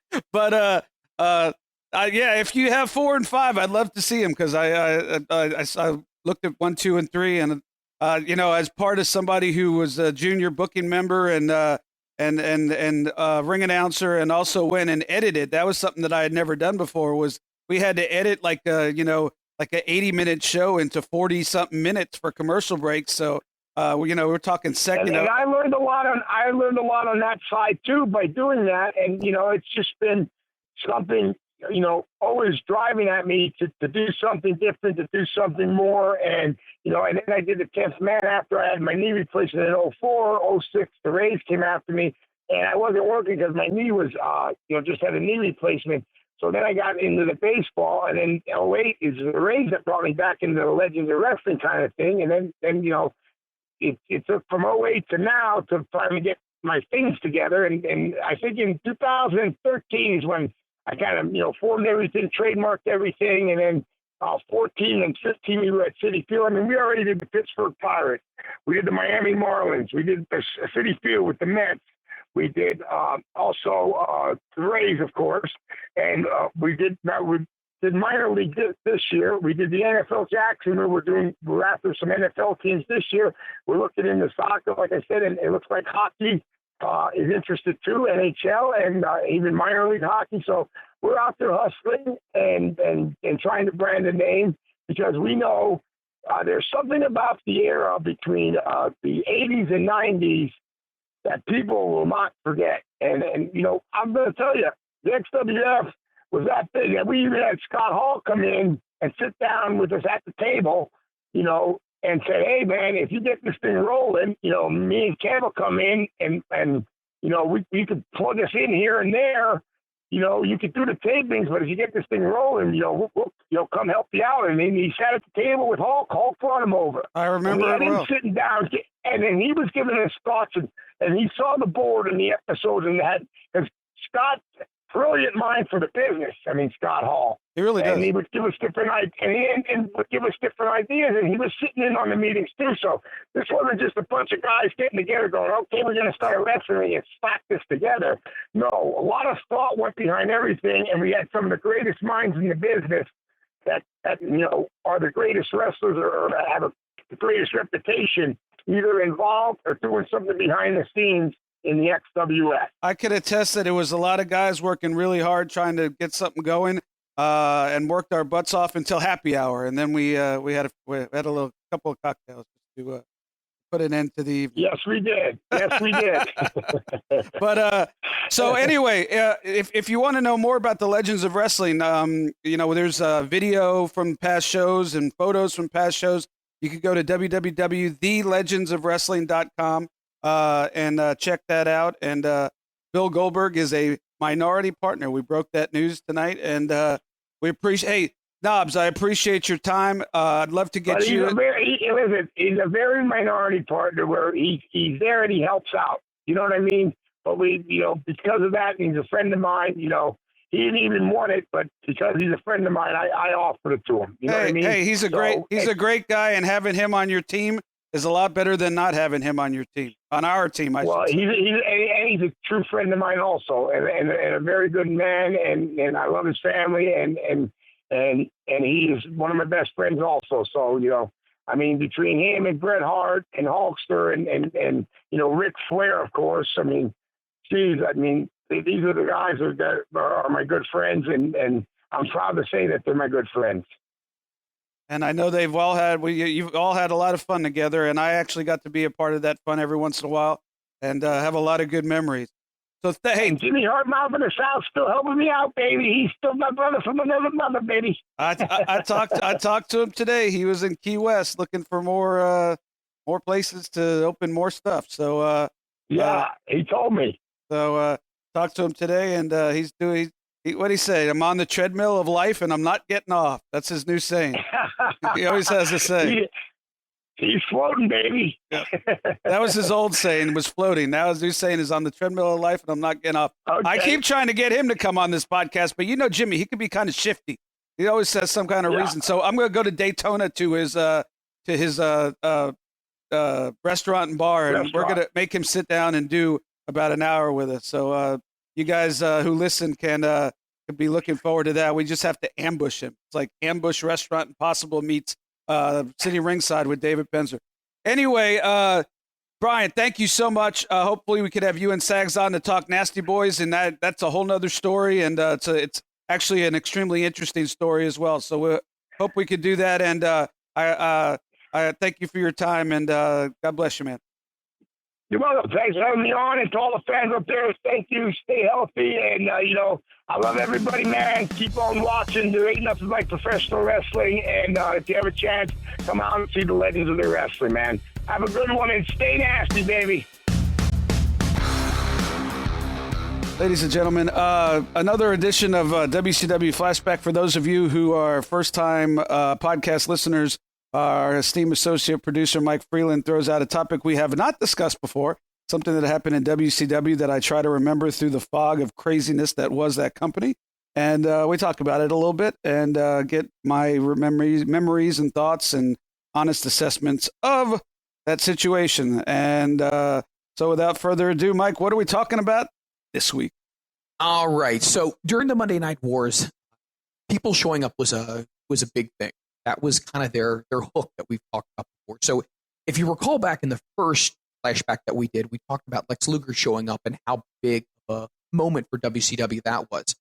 Well, I decided to kind of stick with that. And so what I want to talk about is what happened on Monday Nitro on May 27th, 1996. David, I know you are familiar with this one. It was the night that Scott Hall showed up on Monday Nitro, and the world was turned upside down. So I got some questions here that I've been thinking about, racking my brain for a while now, that I want to kind of run past you, throw at you, and you can also kind of throw some things at me and let me know what your perspective was when all of this was happening. Sure. I mean, for me, it's one of the top three highlights of the Monday Night Wars. We could talk about it, here now. But one of when people ask me my memories of WCW Nitro and the Monday Night Wars, that's one of the first ones that I talk about. So great subject to bring up, and look forward to flashing back with you here. So we talked about when Lex Luger showed up, Eric Bischoff kind of played things close to the chest. You had mentioned that he really didn't say a lot to the crew, didn't say a lot to the locker room. He only let a few people know. I think you could count on one hand. Right. And I was wondering, was this situation kind of handled in the same way, or was this a little bit more planned out, more of a production type of thing? Well, no, as far as WCW went, no, it was similar to Luger coming out. But as far as nobody knowing about it, they had the curtain call in Madison Square Garden that everybody remembers. Everybody knew that Scott Hall and Kevin Nash had left WWF at the time to come to WCW for guaranteed money. They weren't making guaranteed money in WWF, so they made the jump. Everybody knew they were coming. What people didn't know is because they were Razor Ramon and Diesel, and they couldn't use that name. So what people didn't know, including most of us in the company, was what are you going to do? Or what are you going to call them? Are they going to be able to do any of their characters? Are they going to it was just a total, there's so many questions that surrounded it. So while everybody knew about it, unlike Lex, who that was a shock, everybody knew at some point they were coming. There was a lot of questions to be answered, let's say. So now this one I think was on the format. I don't think it said Scott Hall will walk down the stairs in Macon, Georgia and interrupt the match with Mike Enos.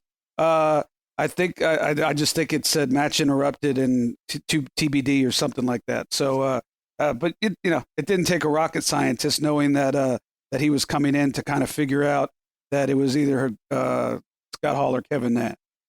When you talked about the curtain call, that was kind of one of those situations where he kind of knew the writing was on the wall for the end of careers there. So whenever you saw TBD, you mentioned this the last time you and I chatted, that was, you were kind of expecting something.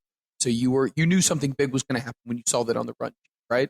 Well, a lot of time there wasn't TBD. A lot of times, it was just a total surprise. But this one, I believe, if I remember correctly, said, match interrupted TBD. So you saw there, because it wasn't they weren't fooling the boys. They weren't, it wasn't a surprise to any of the fans that they were coming. I think the surprise and the hook, so to speak, was, what are they coming as? What are they coming to do? What is the angle going to be? And in my mind, the angle ended up being one of the greatest angles in the history of professional wrestling, or the beginning of that. So, one of my top Nitro moments. So you personally knew what was going to be happening, correct? I don't remember 1,000%. If I was a betting man, I'd say that I didn't know for sure, but I had a feeling. When they say somebody's coming down the ring and taking your microphone, and you know that those guys are coming in, it doesn't take a rocket scientist to figure out that it's one of those two guys. So sometimes when the guys take the microphone from the ring announcer, sometimes they grab them, they rough them up, et cetera, et cetera. Is that something that you are given forewarning on, or is it something that you just know how to go with just from past experiences? If somebody comes and grabs a mic from me to this day, who's a wrestler or a talent, I always act intimidated. I'm 5'6", non-athletic, and over 50 years old at this point. But even back then, much younger. But these are professional wrestlers who are, look, you don't have to say they're big men, because Rey Mysterio is not a big man, but they're talented men. They put their bodies on the line, as we talked about, and so it's my job, I think, to be intimidated. Sometimes they would push me or shove me, and I really was intimidated. And a lot of times they wouldn't. They just grabbed the microphone. Scott, it's funny. Scott Hall used to like grab it like he used to go up to me like he was going to grab it right out of my hands, like with a swift, his arm, going from. He would specifically leave his. I'm doing it as nobody could see me, but I'm doing it as we said. Jerry could see me. With his arm all the way stretched out, and then he'd go to like he was going to grab it in a rough style. Then at the very end, he'd stop and say, ask me for the microphone. That was his sort of gimmick when he did the survey said and all that kind of stuff that he ended up doing down the road, taking my mic. But yeah, I just always act intimidated. That's proper respect, and quite frankly, if it was a real situation, I would be intimidated. So when he came across the guardrail, obviously, I'm sure sitting right there next to the front row, you probably heard a lot of, different conversations going on. How would you describe that atmosphere compared to other big moments previous to that? Just as far as the crowd reaction. Yeah, people were more confused because it was in the middle of a match, and he walked down the steps. There was no music. There was no angle to set it up. I mean, literally, Mike Enos is wrestling. I forget who it was.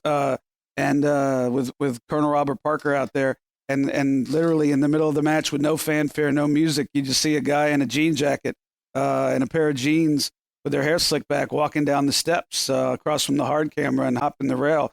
So I think it took fans a minute to kind of figure out what was happening, and B, who it was. And I think once that happened, you could feel kind of a stir in the air, like people. Not as much cheering and booing, but more people anticipating what was going to happen next.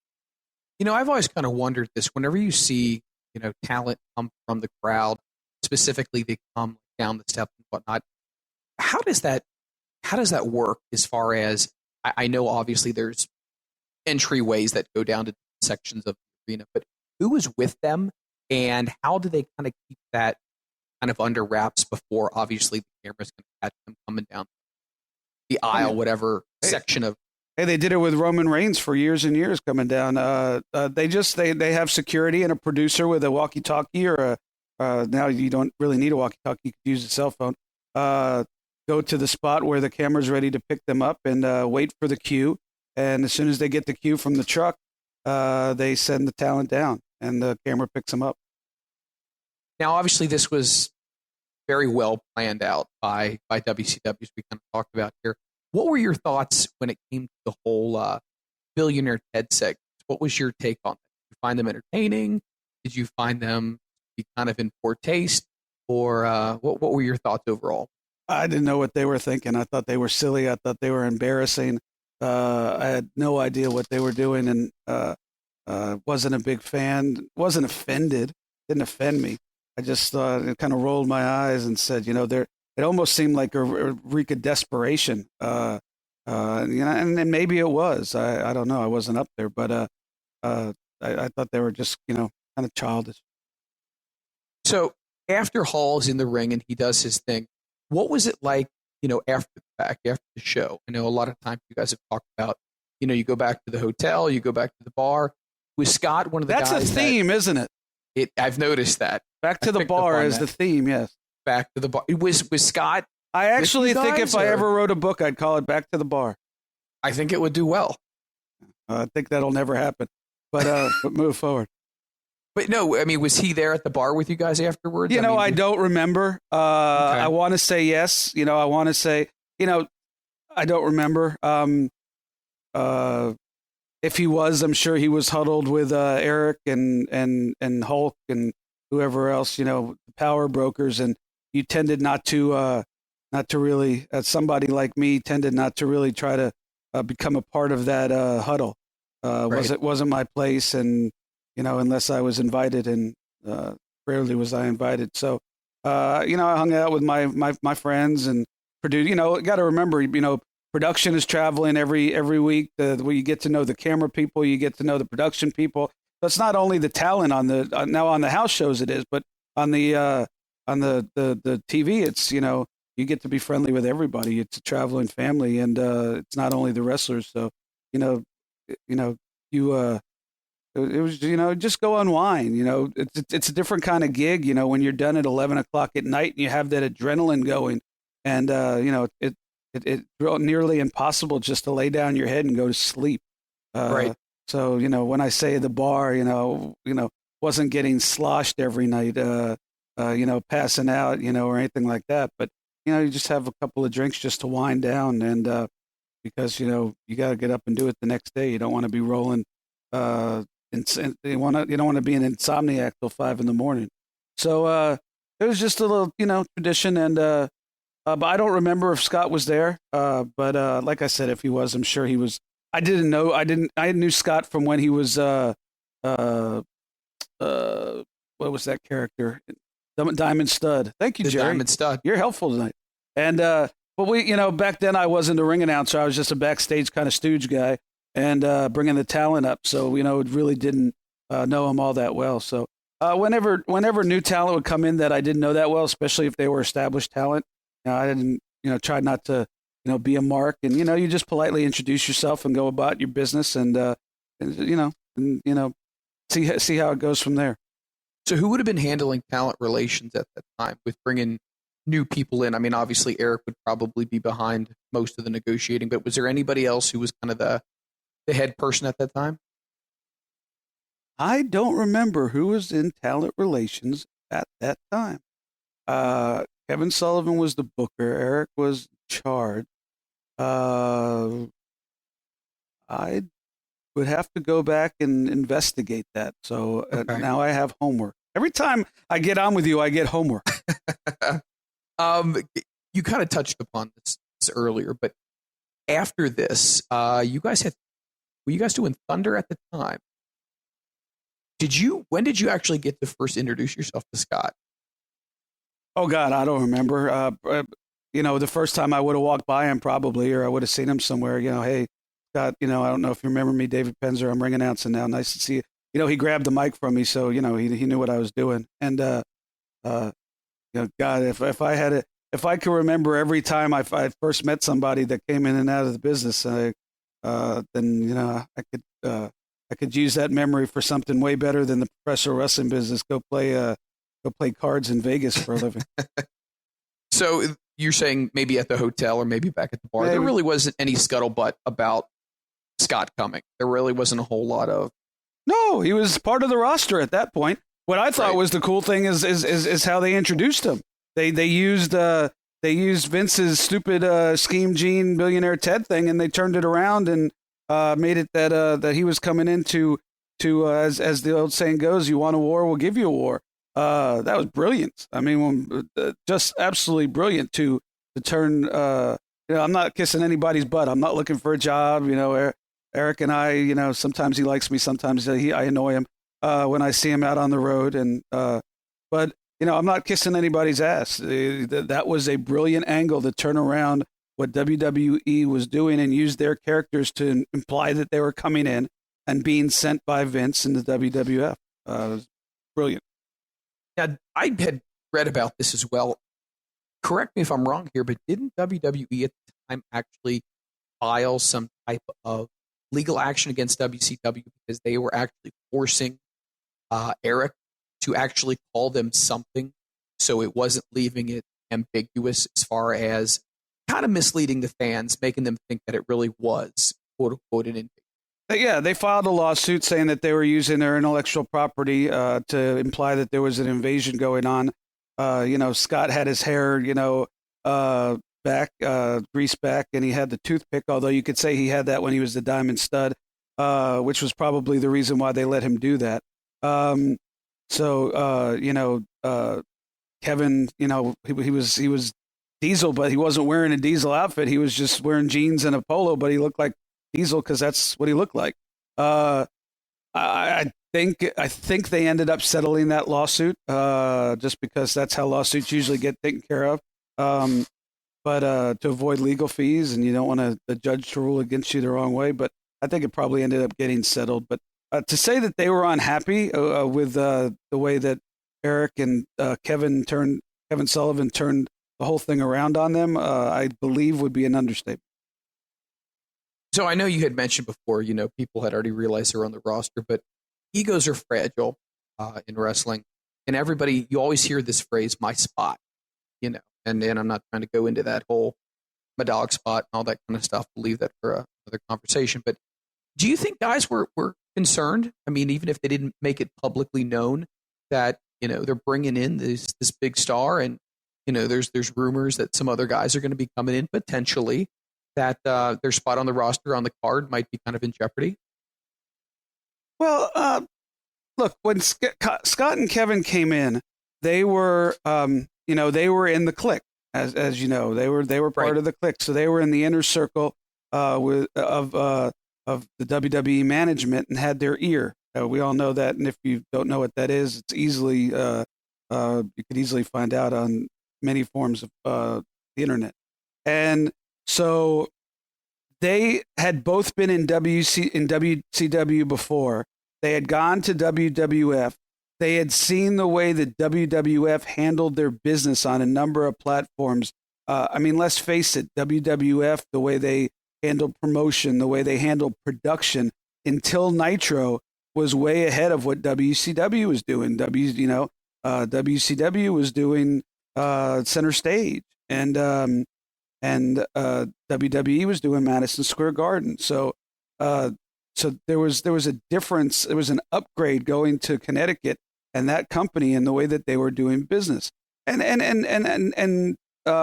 when Eric came in and we started to grow and money started to be made, I think WCW certainly caught up. But I think when those guys came back and they wanted to try. I know they had good intentions. They wanted to try to show the management and the talent in WCW some of the things that they found that were more professional, so to speak, or more slick as far as production goes and stuff like that. And I think there was some frustration with the guys who had been in WCW and never up there, that they're trying to tell us what to do. Why we've been doing it this way for a while. So there was you say egos are frail. I think there was some frustration. Now, it wasn't outward. I can remember one time, and I've told this story before, but not on my podcast. We were in Tupelo, Mississippi for a house show, and back then there was no Wolfpack music, so Scott and Kevin were coming out to a sounded almost like the NWO music ended up being. It was like a rap song. And for those who remember, I don't know how old you are, but for those who remember cassette tapes, if you set a cassette, if you Now, most of the music that we had was all on cassette tape for the entrance music, but they were one-off cassette tapes. So Sting's intro was on one cassette tape, and all I had to do is rewind it and set it and tell them put in Sting's cassette tape on side A, and then they'd play it. This is at the house shows. But the song that Hall and Nash were using was by an artist, a hip hop artist. So it was there was an A side and there was a B side. And anybody that knows about cassette tapes knows if you set a song to the proper place on the A side and you put it in on the B side, you're screwed. You said it. Yeah. You said it. So we're in Tupelo, Mississippi on a Sunday night. We sold out Tupelo. The first time we ever sold out Tupelo, probably 8,000 people for a house show. It was unbelievable. It was Sting and Randy Savage. Sting and Lex Luger against Hall and Nash was the main event.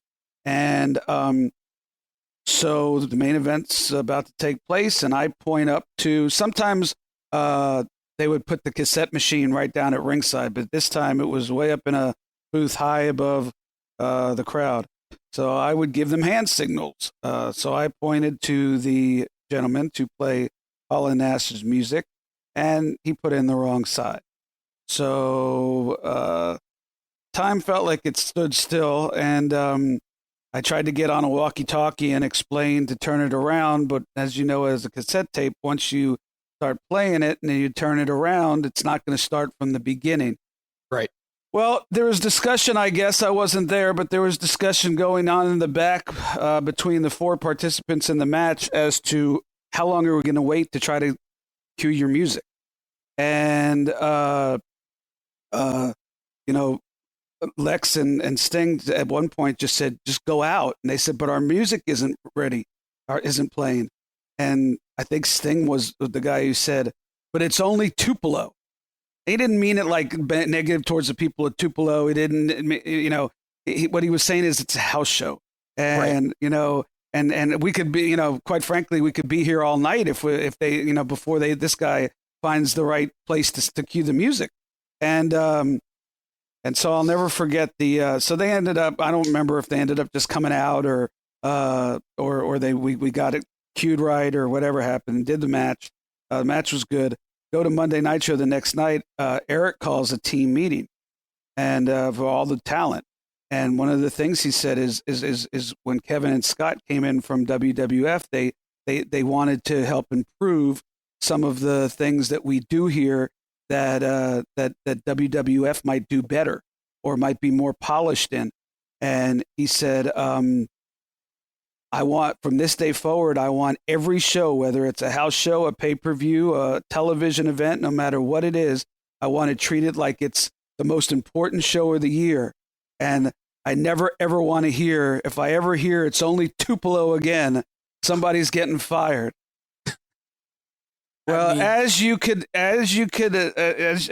imagine, Sting was not happy. Now, I tell this story now, because if I put Sting and Lex Luger and Scott Hall and Kevin Nash in a bar, let's go back to that, and said it's only Tupelo, they would all laugh and they'd tell the story and they'd say, those were the days, roll their eyes, whatever. But it was a moment. Sting was the face, the franchise of WCW, and he was basically being told, being told by the boss that these guys not only let me know what happened, I'm not happy about it. So so when you say was there worry about somebody's spot, I don't think that Sting worried that he was going to lose his spot, but I could tell you he wasn't so happy when the boss looked at him and said, "I never want to hear it's only Tupelo again." Well, maybe it might have even been the guys coming from the WWF one. My God, looking at the way they ran things in WCW, not to say it was bad, but maybe just to say, my God, maybe I can help them. Or, like you had alluded to earlier, maybe I can show them the way we do things. Because up north, they eat, sleep, and breathe that. That's a family up there. That's their whole life. Where in WCW, I don't know if anybody necessarily had any emotional investment outside of just, their paycheck. Does that make sense? No, absolutely, it makes sense, and in theory they were right. And I was able at some point soon after to get them to WCW to invest in what's called a digicart machine. I don't even think they have those anymore, but that was brand new technology where all the music was loaded onto a little computer, and you just plug the sound into the computer, and every entrance music had a number. So I just was, so say, entrance 1 put in 421, and entrance 2 put in 437, and then at the end of the match play 421 because that's who's going to win. And so it did help in a lot of ways, and it was coming from the heart. It just was, it's just a story I like to tell because years later they would laugh. All those guys would laugh about it's only Tupelo, but at the time it was a little bit contentious because you had a group coming in that was trying to do the right thing, but there's certain ways that you do stuff, and sometimes there's a ways you could send a message that, hey, we know better than you, and I don't think that's how it was taken, but I think that might have come across that way in that particular vein. But since we're talking about Scott Hall, it's funny because he said this on numerous occasions. You can either make friends in this business or you can make money. And he's, been on record saying, I got enough friends, but I could always use money. When they were working up for Vince at that time, I did a little research here. They were only typically guaranteed 10 shows at max at $150 a pop. TV tapings. That was the standard contract. I'm giving Vince's deal was I'm giving you an opportunity to make a lot of money. But your only guarantee is going to be guaranteed 10 TV shows and for $150. Yeah. So you got to get yourself over. Well, or Vince has to get you over. And so you're putting a lot of trust in his hands. Now, if you got over, you were making a lot of money. Right. But that's where Eric really changed the game, and WCW really changed the game to where Garrett and Sonny Ono talked about it earlier when he was a guest here on the show. Eric really changed the game to guaranteed contracts, and it's benefited the wrestlers. They went from guaranteed of $1,500 a year to, hundreds of thousands, if not millions at some point. So, and Vince fought that for the longest time. But at some point he had to start guaranteeing contracts. Now, he did it a little bit different with downside guarantees, but still he had to do it. So yeah, in some ways, Hall and Nash coming over for guaranteed money, and getting over with the NWO, changed the business in many, many ways. And that's why it'll go down as one of the most famous angles in the history of professional wrestling, for sure. Hey, you may get your music done wrong, but you're at least getting a nice fat contract, and you don't got to worry about only working so many shows. So I guess it's a trade-off either way. Kind of wrapping things up and bringing it to a close here. Looking back with the Scott Hall coming in, let's say that hadn't happened. Okay, let's say the curtain call hadn't happened. Let's say they stayed up north. Do you think WCW would have found another way, or Eric would have found another way to somehow kind of spur things and get things going? Do you think he was that type of creative mind, or do you think that if that hadn't happened, Scott walking out, WCW might not have even lasted as long as it did? I think that the allure of guaranteed money in this business, and big guaranteed money, was going to lure somebody or some people once their contracts were up to come down. Now, whether that would have ended up with the NWO or would have ended up as over as it became, I can't say. I mean, that you could use conjecture in a million different scenarios. But I could tell you that I believe that lure of big guaranteed money, no matter if you worked or not, was going to bring a couple of big names over, and it brought other names over, which is one of the reasons we were able to do so many surprises. So, for everybody's sake, good question. Everybody benefited from this. I mean, obviously, WCW benefited from it, fans benefited from it, and it lasted. It had a nice little ride to it. So I loved it personally. I'm a heel guy, not really a baby face. So I like the bad guy. So that definitely made me happy. But that's everything I got here. So I do appreciate you taking me down memory lane. Sure. Now you know. Now you know it's only Tupelo. It's only Tupelo. If you ever see any of those guys, you can say, "Hey, it's only Tupelo," and they'll probably laugh or beat you up. But so do that at your own peril. I was going to say, or you could throw me in a river. So yeah. I told that. I told that story on Conan's podcast recently. But all right, Mike, I appreciate it, and you picked one of my favorite Monday Night Show, Monday Night Wars moments. So good job. And we'll have you back. If you, the fans out there, would like to have any input on a WCW flashback, feel free to hit up Mike and myself at Penzer Ringside is the Twitter handle for the podcast at Penzer Ringside. And you could also always follow me at David Penzer. Mike, you want to give your personal Twitter handle, or you want to keep that personal? No, I can definitely give that out. You can follow me at Mike Freeland. I'll spell that for you. MikeFreeland. I don't give anything away for free, so just have one. I like it. Yes. All right, so they got 3 people to follow, and in all seriousness, if you have any WCW flashback topics you'd like to hear about, feel free to hit up any one of us and let us know. Mike, thank you very much. Great job as always. You got it, dude. I'll talk to you soon. Ladies and gentlemen, I want to thank Brian Knobs for talking XWF and the Legends of Wrestling and a little bit more. I have worked on and off with and for Brian Knobs now for 16 years. And what you heard was every conversation on this, what you heard on this podcast was every conversation I've ever had with Brian Knobs, where he talks 85% of the time, and I fight to talk 15% of the time. Brian, I love you, but you're nothing if consistent. And but he's a great guy, and we appreciate having him on Sitting Ringside.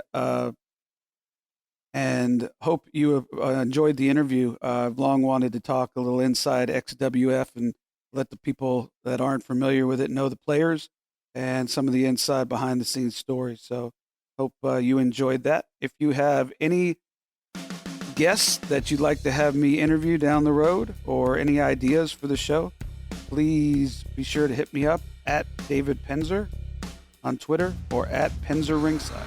Either or both will do.